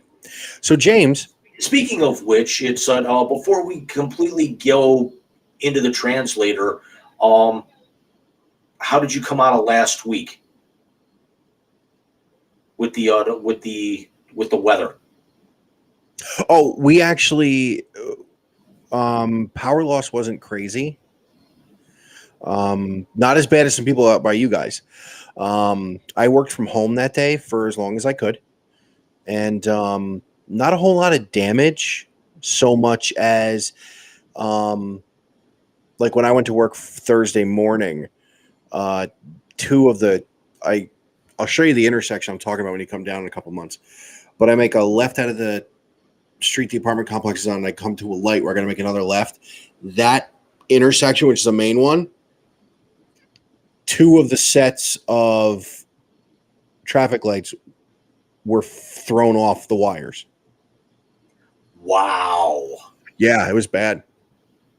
And why more cities just don't go to the metal poles instead of hanging them from wires is beyond me. Why towns in the South don't bury the electrical wires? So yeah, we came out. Now you have to have the Blazing Saddle one on there now. Oh, it'll be ready for next week. Trust me. You know, Moron. That's more shocking to me. Go to the polls, but also bury the electrical line so you don't have to worry about stuff like that. There was a water spout off of St. Simon's Island where Bobby goes to school. The one girl in my office, a tornado touchdown by her. It was ugly. It could have been a lot worse, but it was ugly. Don't repeat this, but keep Here we talking. go. So Jim's going to the private chat. So let's see what's in here. But yeah, so it wasn't as bad as I thought it was going to be. Thankfully, it didn't also impact our buddy John Rice's game in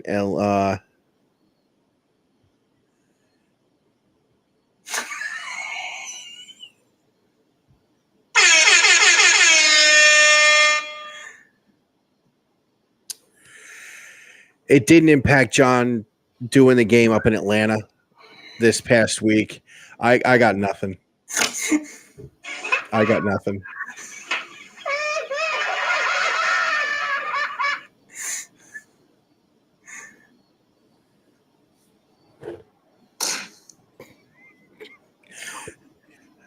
By the way, that'll be kind of hard to do because of something that's going on there. How could I actually talk about that and not play this as the follow-up? I almost did the same shit. They won the titles on Saturday night at the pay-per-view. They won the trios titles. They redesigned the belts. Now they're pink, and the ends scissor. That's hilarious. So instead of scissoring with their fingers, they were scissoring with their title belts. That's crazy.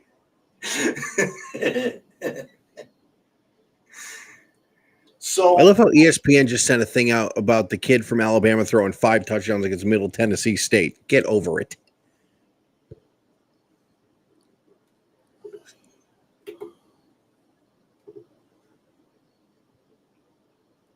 ooh, I have hockey in 2 weeks. Yay. Ooh, Preseason hockey, at least. nice. So, Michael, we're going to change things up. I'm going to start the translator for you tonight. Oh, very nice. Your first name in the YZ translator tonight is My Voice Cracks from the Extra Wine. We've seen him do something that's never been done before. Boy had himself a week. Your opening name tonight, Ronald Acuna Jr.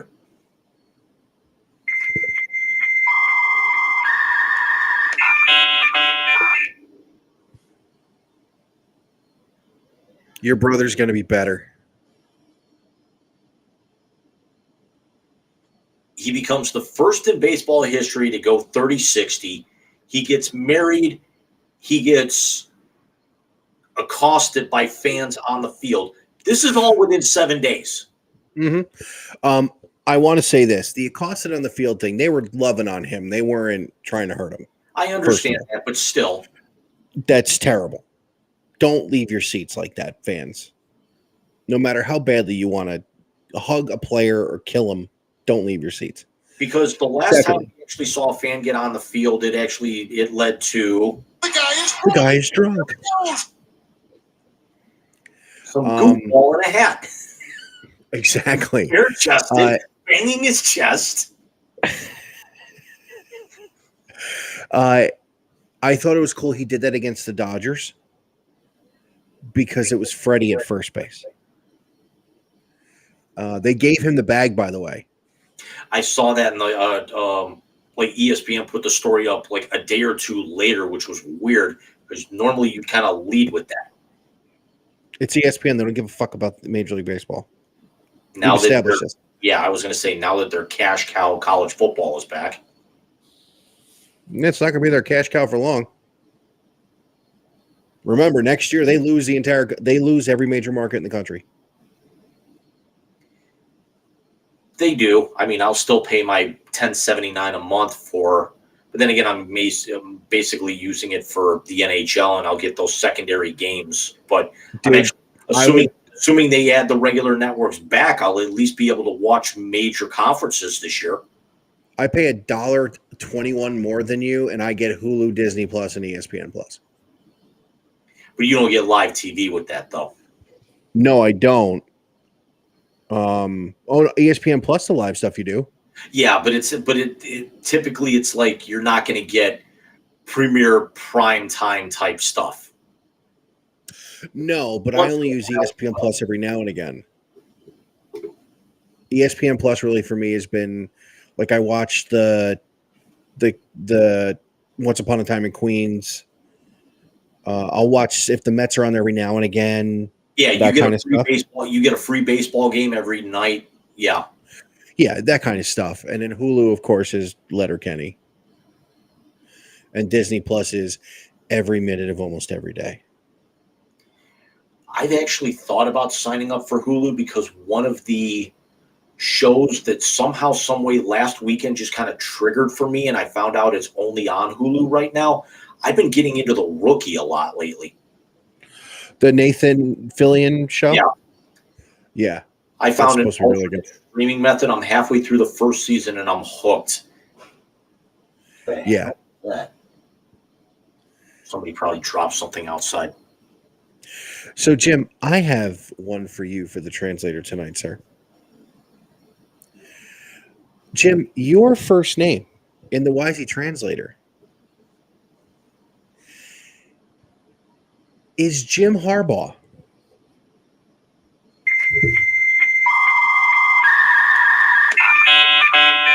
I was going to give you this one. It was actually on my goddamn sheet.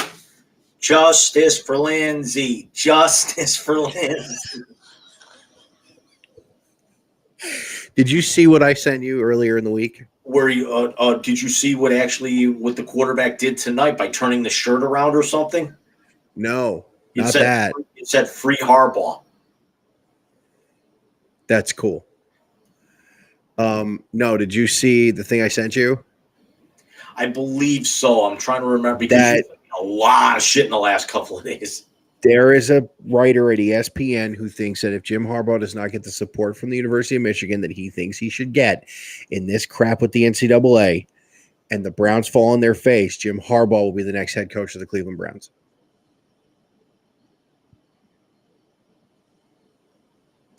Jimmy Haslam has done stupider stuff in trying to lure head coaches here. He let Mr. 1-31 not get off the plane without making sure the ink was dry.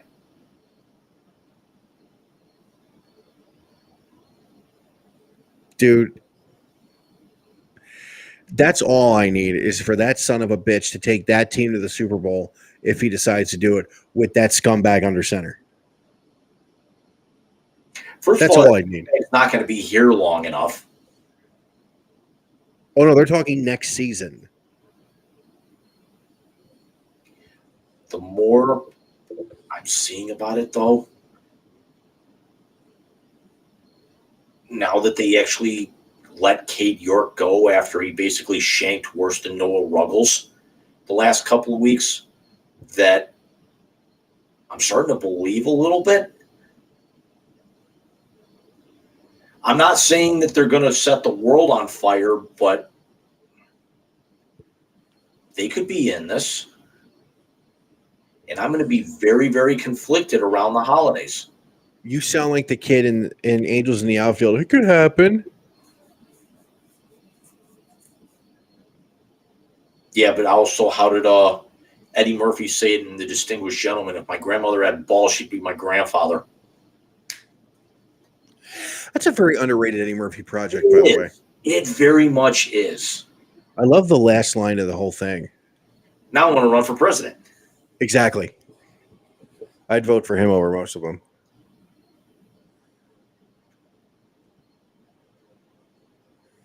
I mean, you run.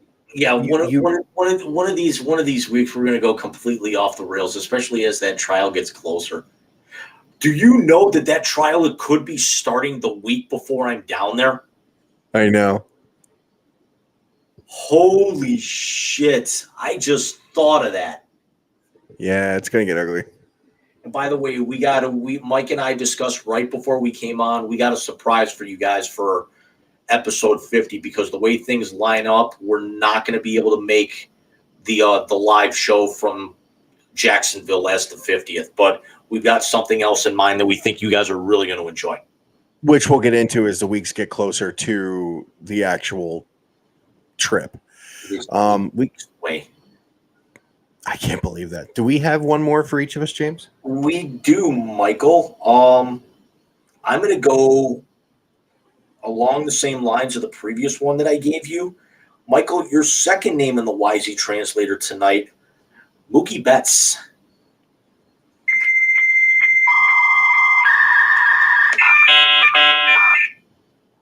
The 2023 National League Most Valuable Player. And I don't think it's even close right now. As great of a year as Acuna's, as Ron's hitting, I don't think it's close. It's not. And by the way, I think Acuna finishes third.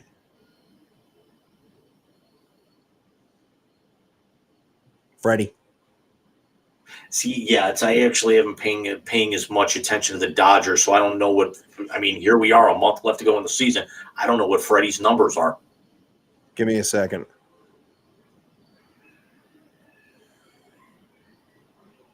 Freddie Freeman right now is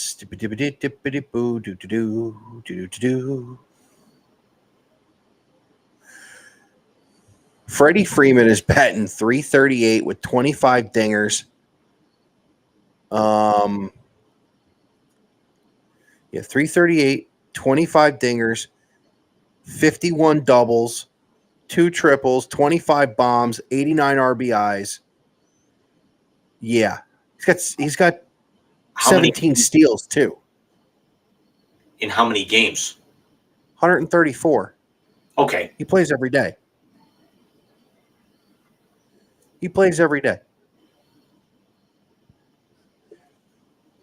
Freddie's going to finish second. Betts is going to or Acuna's going to finish third. He's going to get to 500 doubles next year. That's just freakish. And you know what he's going to do? He's going to hit it, and he's going to say he got jammed. He's going to go, shoot, no. He still has the best spring training clip ever. Where he was where he was mic'd up. There's win, boys. There's win, boys. I'm trying to talk, but Chipper's talking in my ear. Oh my God. So who you got? Who, let me see. I got one more for you.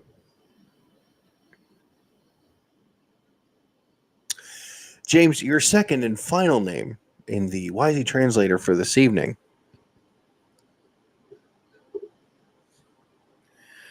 Oh, I can't remember his name now. Oh, no. Greg Popovich.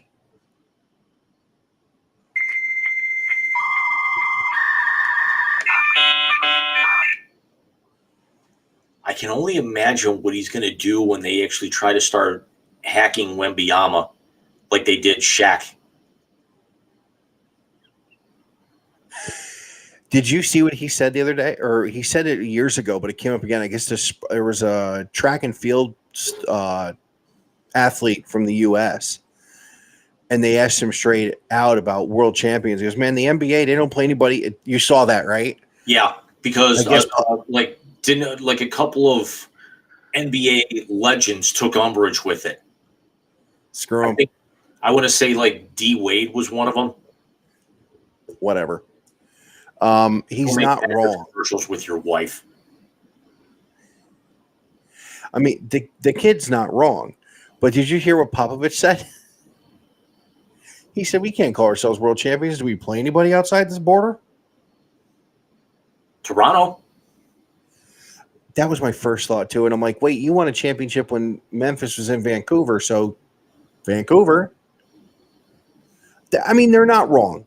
You know, when you think of world champions, you think of the Olympic champions, you think of the international tournament champions. I think of those guys. Yeah. You know, even baseball. Now you can say there's a baseball world champion because of the WBC. Right. I got to sit up and like. And you also figure baseball was the last one to really adopt this because you got the IIHF in hockey, you know, football. It's really not a huge thing. I mean, there is an international competition, but it's like, you know, it's our sport. So you're not going to really call that. You've got the World Baseball Classic. You got the FIBA World Championships.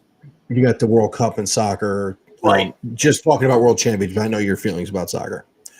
But yeah, no, I found that funny. I found Popovich's answer refreshing. And I find him to be amazing. Real quick, while I was thinking of this before we kind of bid you guys adieu for tonight, we both want to send massive, massive kudos out to the University of Virginia playing their first game tonight after the tragedy that basically kind of we all remember from the off season. Yeah, that and the end of that's a big thing for them to play tonight. So I think that's great. Obviously, send out the best to them. What was the other one I was going to tell you about? Or we talked about earlier. There's one more. Tonight on the show, or you texted me? I think it was in a text message.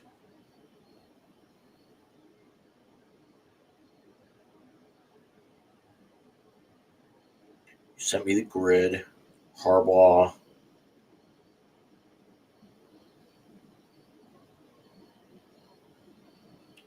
Punk. Seaver. Let me check the Facebook chat. No, maybe it wasn't it. Maybe I'm thinking of something else.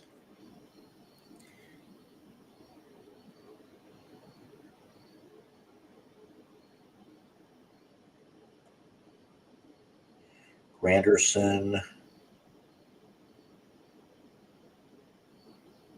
The ACC alignment.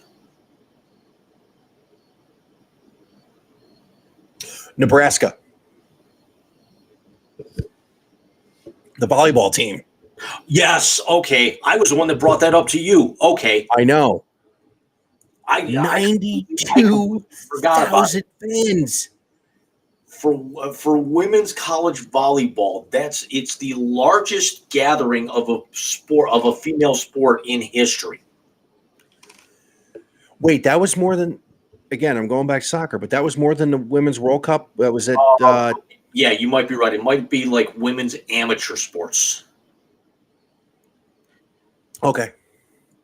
Or certainly women's collegiate sports here in the U.S. Because, I mean, there's certain women's programs that you just like. Tennessee women's basketball, UConn women's basketball, UCLA softball, Nebraska volleyball. Exactly. That was insane. I actually showed a picture to one of the girls in my office, and she was like, "Wait, what's that for?" I said, "A girls' volleyball game." That was the big eyes like that.